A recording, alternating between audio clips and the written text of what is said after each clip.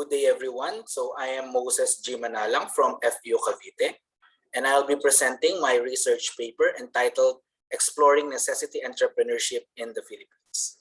So the COVID-19 pandemic have provided negative impact globally, especially for micro enterprises. One of them is restricted mobility because of quarantine.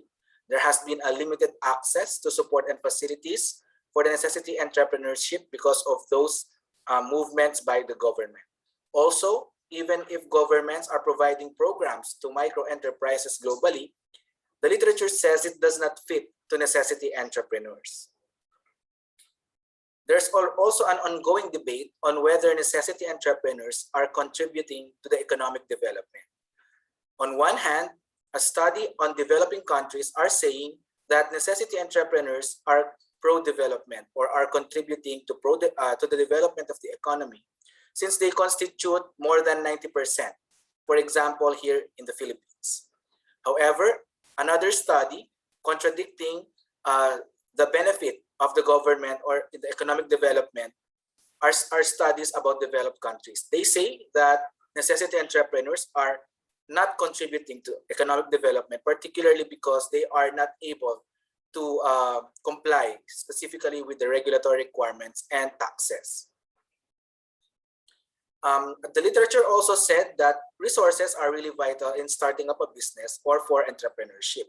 However, there's a scarcity of literature that focuses on how the necessity entrepreneurship mobilize resources to start their business despite being in a more unfavorable situation. So who are these necessity entrepreneurs? Necessity entrepreneurs, as I've said, occupy a large proportion of entrepreneurs in most countries, especially the developing countries. And they usually are said to possess negative characteristics, such as they have low ability or skills. They also have low levels of education and usually runs smaller businesses and operating in a traditional and informal sector. But they anticipate their business not to grow, or they anticipate their business to grow less, unlike those what we call opportunity entrepreneurs that seek for rewards, and they want to have their business in the future to grow. But still, they tend to remain in the market just like any other entrepreneurs. They also usually have less access to capital, but still pursue to create their business even if undercapitalized. They are initially unemployed before being entrepreneurs. My study aims to explore on the characteristics of Filipino necessity entrepreneurs and how they mobilize resources to start their businesses. So my main research questions are, how do Filipino necessity entrepreneurs mobilize resources to start a venture? And how do Filipino necessity entrepreneurs resource mobilization process, one of which is resource optimization and the other one is resource bricolage, differ from that of what we call opportunity entrepreneurs?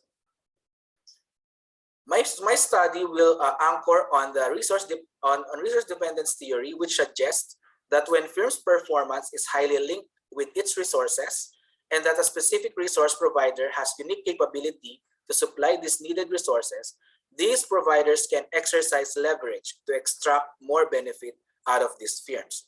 Another theoretical lens is the resource-based view, which explains how resource improvement capabilities of the firm to become innovative and gain competitive advantage. So I will be anchoring my framework from the proposed resource mobilization framework from the study of Desa and Basu in 2013.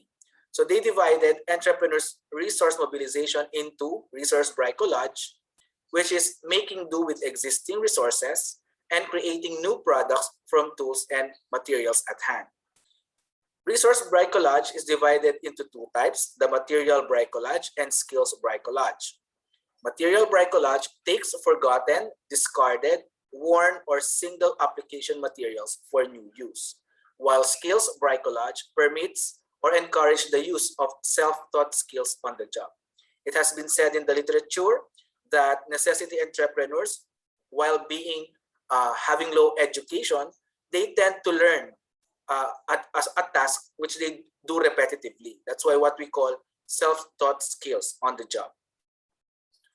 Another one is the resource optimization or procuring standard external resources, often from multiple providers.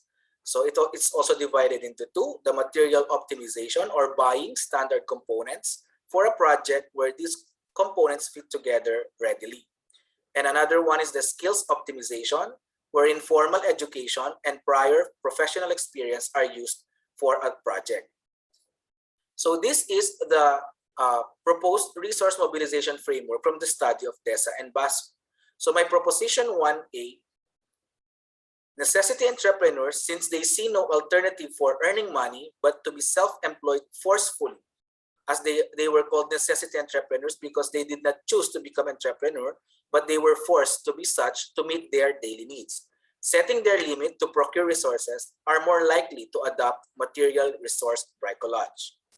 My proposition 1B, necessity entrepreneurs who are low skilled and can't even be gainfully employed tend to utilize their self-taught skills or their home skills from their home industry are more likely to adopt skills resource bricolage. On the other hand, proposition 2A, opportunity entrepreneurs, who belongs to the upper end of the earnings distribution, means they can procure resources and are more likely to adopt material resource bricolage. My proposition 2B, opportunity entrepreneurs who possess high human endowment, enable them to innovate products using their skills, are more likely to adopt skill resource optimization. On the methodology, I'll be using multiple case study method proposed by Yin. In case selection, participants must meet all the following criteria, otherwise they will fall under opportunity entrepreneurs. So to become a case selected for as a necessity entrepreneur, participants or key informants must be unemployed at the time they started their ventures, are low skilled, evidenced by offering similar and existing products.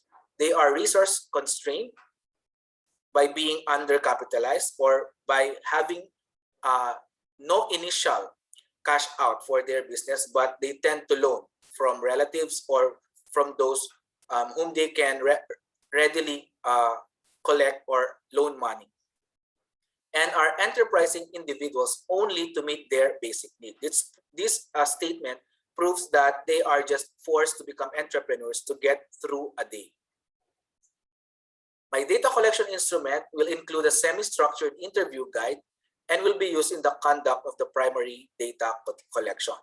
Data collection method will be a scheduled in-depth interview with at least 8 participants or 8 key informants.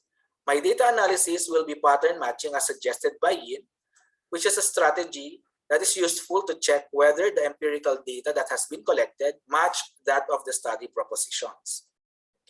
And from that, data from cases that are not in agreement with the propositions of the study will then be identified and explanation for deviance will be sought, which we call a probing probable rival explanation. So currently, I have been doing pilot study on 1 or 2 necessity entrepreneurs due to the restricted immobilization. But hopefully, upon collection of the data, I will be including them in the full paper. So thank you very much.